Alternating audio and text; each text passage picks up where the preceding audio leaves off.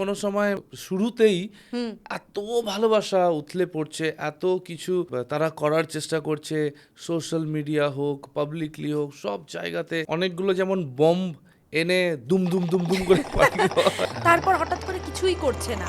So এখন এই জিনিসগুলো আমরা দেখতে পাই, তাই না? সাথেরই সাথে স্মৃতির আলাপন, আড্ডা হবে একসাথে। Spill that chai, spill that chai, spill that chai.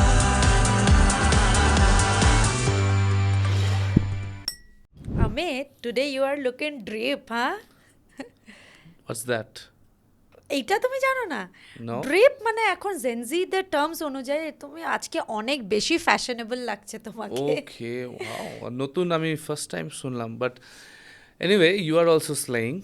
আচ্ছা, সো এখন আমরা যেহেতু এই জেনারেশনের মধ্যে আছি, সো আমরা অনেক নতুন নতুন টার্মস শিখছি, তাই না? এভরি টাইম তুমি কথা বলতে যাবে, they have so many words, হ্যাঁ, এত একদম। কিছু আছে নতুন নতুন, বাট ইটস ইন্টারেস্টিং। হ্যাঁ, এটা ইন্টারেস্টিং, কারণ এখনকার জেনারেশন ওয়াইজ এখন আমাদেরকেও ওইভাবে নিজেদেরকে আপডেট করতে হচ্ছে, যেন আমরাও যেন কিছু কিছু নতুন নতুন ওয়ার্ড শিখেছি এবং Definitely. শিখতে থাকবো। যেমন Yes. আজকে অমিত ড্রিপ শিখলো, তাই তো? Yes yes yes, so definitely. Welcome বন্ধুরা, আজকের এই নতুন এপিসোডে আমরা আজকে যে বিষয়ে কথা বলতে চলেছি সেটি হচ্ছে রিলেশনশিপকে নিয়ে, এবং জেনজি রিলেশনশিপ নিয়ে আমরা কথা বলবো, যে কেমন কি বিষয়ের মধ্যে দিয়ে আমরা যাই, বা কেমন ধরনের রিলেশনশিপকে আমরা দেখি এখন। এবং কি নতুন কালচার ওর মধ্যে চলে Yes. আসছে, কি নতুন বিষয় যুক্ত হচ্ছে, হাও কিভাবে রিলেশনশিপের ডাইমেনশন, যেমন আমাদের কাছে কিছু পার্টিকুলার 3-4টে স্টেপ হতো, জাস্ট আমরা কি করতাম, একে অপরকে পছন্দ হতো, এঙ্গেজমেন্ট হতো, বিয়ে হতো, বিয়ে। ডান। কিন্তু এখন অনেক কিছু আলাদা আলাদা বিষয় আসছে, সো সেগুলো নিয়ে আমরা আজকে আলোচনা করতে চলেছি অবভিয়াসলি। অ্যান্ড তুমি ঘোস্টিংয়ের নাম শুনেছো? হ্যাঁ, ওয়ার্ডটা খুব শোনা শোনা লাগছে, যে এখন এটা হয়েছে। তুমি যদি একটু এক্সপ্লেন করো। ডেফিনেটলি আমাদের এখন রিসেন্টলি দেখা যাচ্ছে যে রিলেশনশিপে নতুন একটা কালচার এসছে, ঘোস্টিং। এতদিন শুনতাম ডেটিং, ওকে, ডেটিং ছিল, কিন্তু এখন ঘোস্টিং।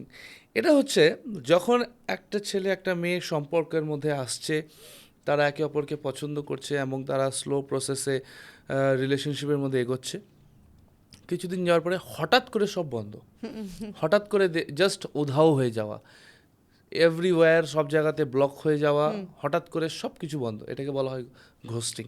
আর আজকের দিনে এই জিনিসটা অনেক বেশি দেখা যাচ্ছে, যে ওকে 2 সপ্তাহ খুব ভালো রিলেশনশিপ বা 2 মাস খুব ভালো রিলেশনশিপ, হঠাৎ করে কিছুই নেই, আর একদম কোনো silent. ইনফরমেশন ছাড়া। ইয়েস, ওই জন্য এটা নাম বোধহয় ঘোস্টিং। Yeah. ভূতের মতো আসছে আবার চলে যাচ্ছে। সো এখন তুমি বললে, এখন আমার আরেকটা মনে পড়ছে, যেটা হচ্ছে লাভ বোমিং। মানে হঠাৎ করে খুব ভালোবাসা, খুব বেশি প্রেম দেখা যাচ্ছে, আবার তারপর হঠাৎ করে কিছুই নেই। মানে একবারে অনেকগুলো যেমন বম্ব এনে দুম দুম দুম দুম করে ফাটিয়ে দেওয়া হয়। মানে অনেক অনেক কেয়ার, অনেক ভালোবাসা, অনেক কিছু, মনে হচ্ছে ও বাবা কত ভালো রিলেশনশিপ, তারপর হঠাৎ করে কিছুই করছে না, কিছুই নেই। সো এখন এই জিনিসগুলো আমরা দেখতে পাই, তাই না? আর সেই জন্য আমি অনেক সময় কথা বলি যে ভালোবাসার মধ্যে তোমরা রয়েছো, এত বেশি কোনো সময় মানে শুরুতেই এত ভালোবাসা উথলে পড়ছে, এত কিছু মানে তারা করার চেষ্টা করছে, সোশ্যাল মিডিয়া হোক, পাবলিকলি হোক, সব জায়গাতে। সাডেনলি রিলেশনশিপ স্ট্যাটাস চেঞ্জ হয়ে যাচ্ছে দুদিনের সম্পর্কতেই। অ্যান্ড যেন মনে হচ্ছে ওপর থেকে কোনো বম্ব পড়ছে, দুম দুম করে, লাভ বম্বিং, রাইট? তো এবং তারপরে হঠাৎ করে সব সাইলেন্ট, কোনো কিছুই নেই। তারপরে মানে রিলেশনশিপ স্ট্যাটাসে গিয়ে যদি দেখা যায়, এই থাকছে সিঙ্গেল, এই থাকছে ইন এ রিলেশনশিপ, অ্যান্ড হঠাৎ করে কমপ্লিকেটেড। It's complicated. সত্যি ইন্টারেস্টিং। তো কি মনে হয় কোথা থেকে ইনফ্লুয়েন্স হচ্ছে এই সমস্ত বিষয়গুলো? আমার মনে হয় যে অনেক সোশ্যাল মিডিয়ার একটা অনেক বড় প্রভাব রয়েছে এটাতে। রাইট, সোশ্যাল মিডিয়া একটা এমন জায়গা হয়ে দাঁড়িয়েছে যেখান থেকে পার্সোনাল কোচ বানিয়ে নিচ্ছে তারা নিজেদেরকে। অ্যান্ড সোশ্যাল মিডিয়াতে যদি আমরা দেখি যে সবার কাছে এখন ইনস্টাগ্রাম রয়েছে, ইউটিউব রয়েছে, এবং they all have a personal coach kind of, কি যেখানেই যাচ্ছি সোশ্যাল মিডিয়া তুমি দেখো সবাই আজকে লাভ গুরু হয়ে বসে রয়েছে, সবাই কিছু না কিছু জ্ঞান দিচ্ছে, অ্যান্ড দেন কম্প্যারিজেশন একটা বিষয় রয়েছে। সোশ্যাল মিডিয়াতে তারা কোনো একটা কাপলকে দেখছে এই জিনিসটা করছে, অ্যান্ড ওরা ওই জিনিসটাকেই এক্সপেক্ট করে নিজেদের লাইফে। তারা এই জিনিসটা বুঝে না যে প্রত্যেকটা মানুষকে আলাদা আলাদা করে তৈরি করা হয়েছে, এবং তারা ওই কি বলবো সোশ্যাল মিডিয়ার আর্টিফিশিয়াল বিষয়টাকে তারা যখন ব্যক্তিগত জীবনে দেখার চেষ্টা করে, ম্যাচ করে না। আর যখন ম্যাচ করে না তখন তারা বিভিন্ন সিদ্ধান্ত নেয়, বিভিন্নভাবে অন্যদিকে ইনফ্লুয়েন্স হয়। ইভেন কিছু রিল আছে যে রিলগুলো তারা ভাবে যে তারা তাদের পার্টনারের সাথে ওই রিলগুলো বানাবে, এবার তারপর হতে পারে তার পার্টনার হয়তো ওটাতে কমফোর্টেবল না, কিন্তু তখন সেইখানে একটা কনফ্লিক্ট হয়। তারপর সেই রিলেশনশিপে বলে ও তুমি আমাকে ভালোবাসো না তাই তুমি করছো না। মানে যদি কেউ একজন ব্যক্তি, দুটো ক্যারেক্টারের ব্যক্তি থাকতে পারে, একজন ফটো তুলতে ভালোবাসে, একজন বাসে না।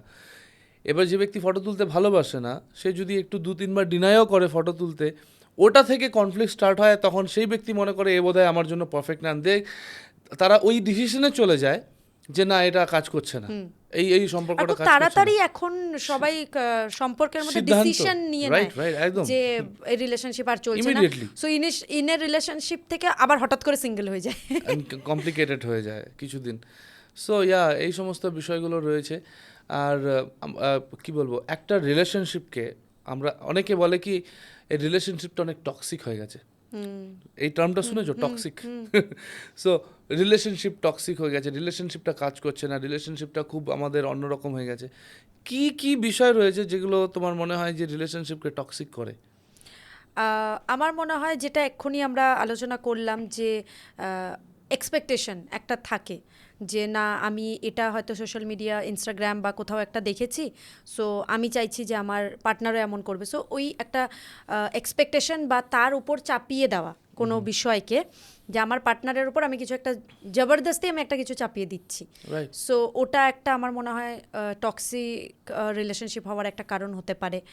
বা আমার মনে হয় যে কিছু বিহেভিয়ার ইস্যু যেটা হয় কি খারাপভাবে বিহেভিয়ার বা কন্ট্রোল করা, এই বিষয়গুলো কিন্তু রিলেশনশিপকে টক্সিক বানায় কি না আমি এমন তো আমার পার্টনারকে এরকমই হতে হবে। এবং তার সাথে সাথে আমার মনে হয় কিছু বাউন্ডারিজ রাখার প্রয়োজন রয়েছে, কারণ শুরুতেই যেটা তুমি বললে লাভ বম্বিং এর বিষয়, একবারে অনেক কিছু অ্যান্ড দেন তারপরে তারা কোনো ইন্টারেস্ট খুঁজে পাচ্ছে না। সো বাউন্ডারিজ যখন থাকে তখন আমরা একবারে সব কিছু রিচ করি না, আমরা স্লো প্রসেসে ওই বাউন্ডারিকে মেনটেন করে যাই। যখন আমরা আরও এক্সপ্লোর করতে পারি একে অপরকে, রিলেশনশিপটা তখন সুন্দরতা দেখা যায়। কিন্তু যখন বাউন্ডারিজ থাকে না, ওই সম্পর্কগুলো টক্সিক হওয়াটা খুব স্বাভাবিক এবং খুব তাড়াতাড়ি হয়ে যায় আমার যেটা মনে হয়, রাইট? ঠিক। সুতরাং আমরা দেখতে পাচ্ছি যে একটা সম্পর্ক যখন খুব তাড়াতাড়ি টক্সিক হয়ে যাচ্ছে, তো আমাদের কেমনভাবে রিলেশনশিপকে মেনটেন করা দরকার, মানে আসলে প্রেমটা কি, বা আমরা কিভাবে সেটাকে বুঝবো যে না এটা প্রকৃত প্রেম। সো যেভাবে পবিত্র শাস্ত্র আমাদেরকে শেখায়, প্রথম কোরিন্থীয় তার 13 অধ্যায় কি প্রেমের একটা ডেফিনেশন, লাভের একটা ডেফিনেশন দেওয়া আছে কি লাভ ইজ কাইন্ড, প্রেম মধুর, প্রেম কখনো নিজের বিষয়ে শুধুমাত্র চেষ্টা করে না, প্রেম স্বার্থপর নয়। এই বিষয়গুলোকে দেখে কিন্তু আমরা অমিত বুঝতে পারি যে একটা সম্পর্কে প্রেম কেমন হওয়ার প্রয়োজন রয়েছে। একদম এই সমস্ত বিষয়গুলো যে আছে না, আমরা নিজের এবিলিটিতে নিজের চেষ্টায় আমরা এগুলো অ্যাচিভ করতে পারি না। Yes, right. সো আমাদের প্রয়োজন রয়েছে আমাদের সৃষ্টিকর্তার উপরে নির্ভর হওয়ার। কারণ যদি ভালোবাসার অ্যাকচুয়াল ডেফিনেশন আমরা যদি কোথাও খুঁজতে যাই এই জগতে আমরা পাবো না।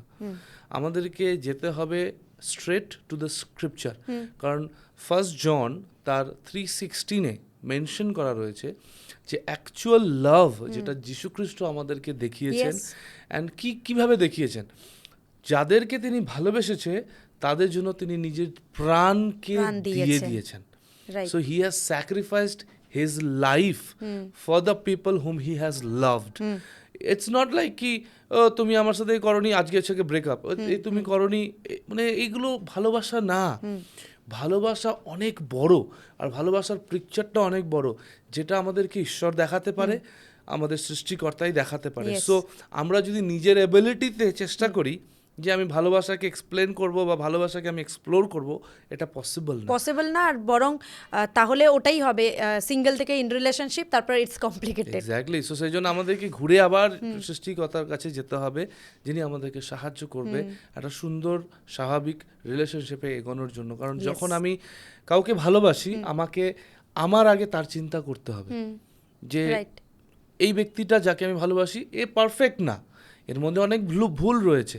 কেউ পারফেক্ট না, আমিও পারফেক্ট না, আমার মধ্যে অনেক ভুল রয়েছে, আমি অনেক কিছু চেষ্টা করার পারি না, আমার যে পার্টনার আছে সে অনেক কিছু চেষ্টা করার পারে না, কিন্তু তার সেই নেগেটিভ বিষয়গুলো বা তার সেই কনসগুলোকে জানা সত্ত্বেও যখন আমি তাকে ভালোবাসি, that is real love, that is real life.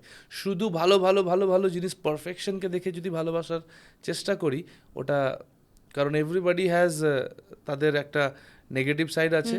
So আপনি শুধু ভালো ভালো দিকটা দেখে প্রেমে পড়েছেন, দ্য মোমেন্ট নেগেটিভ বিষয়টা সামনে আসবেন আপনি ছেড়ে দেবেন, তো ওটা ভালোবাসা। কারণ যেভাবে তুমি মেনশন করলে যে পবিত্র শাস্ত্রতে বলা আছে প্রভু যীশু খ্রিস্ট তার নিজের প্রাণকে দিয়েছেন আমাদের জন্য, মানুষের জন্য, আমাদের মধ্যে ভুল থাকা সত্ত্বেও তিনি জানতেন যে আমরা আমাদের মধ্যে পাপ রয়েছে, কিন্তু তবুও তিনি তার প্রাণকে দিয়েছেন। So this is real love. And আমি আয়নার সামনে গিয়ে যদি আজকে দাঁড়াই, আমি আমার লাইফে আমার দিকে দেখি, আমি ভালোবাসার যোগ্য, আমি কি ভালোবাসার যোগ্য? আমি যদি নিজেকে দেখি, আমি কি ভালোবাসার যোগ্য? না, আমার মধ্যে অনেক পাপ আছে, আমি অনেক ভুল করেছি, আমি অনেকভাবে ঈশ্বরের আজ্ঞাকে পালন করিনি, বাট স্টিল যখন আমি আজকে ঈশ্বরের দিকে তাকাই, দেখি যে তিনি আমাকে ভালোবাসেন, সত্যি তিনি তার প্রেমের নজরে আমাকে দেখে। I mean this is love, এটা ভালোবাসা, রাইট? আর এই ভালোবাসায় ঈশ্বর চান, আমরা যদি পড়বো 1 জন 3:16 বলছে ওই ভালোবাসায় আমরা যেন একে অপরকে, ইচ আদারকে ভালোবাসতে পারি। Yes, right, correct. That is the big thing, আর ওটার জন্য ঈশ্বরের সাহায্য আমাদের প্রয়োজন রয়েছে। আশা করি অমিত আজকে আমাদের এই এপিসোড প্রত্যেকের ভালো লেগেছে। আর আপনারা ফেসবুকে আমার সাথে কানেক্ট করতে পারেন। প্রতি মাসে আমি ফেসবুক লাইভে আসি আমাদের ফেসবুক যাত্রা 360 পেজ থেকে, সেখানে আমরা আরও ডিটেলসে কথা বলবো। আর আজকের এই ভিডিও, আজকের এই এপিসোড যদি আপনাদের ভালো লেগেছে অবশ্যই লাইক করবেন, কমেন্ট করবেন, এবং আপনি কেমন রিলেশনশিপের মধ্যে আছে সেটাও আমাদেরকে জানাবেন, এবং আমরা আবার নেক্সট ভিডিওতে দেখা করব। কিন্তু তার আগে অবশ্যই এই ভিডিওকে শেয়ার করবেন, যারা আরও অন্যেরাও জানতে পারে কি প্রকৃত লাভ কি, একটা সম্পর্ক কেমন হওয়ার প্রয়োজন রয়েছে। আবার নেক্সট ভিডিওতে দেখা হবে। Bye bye.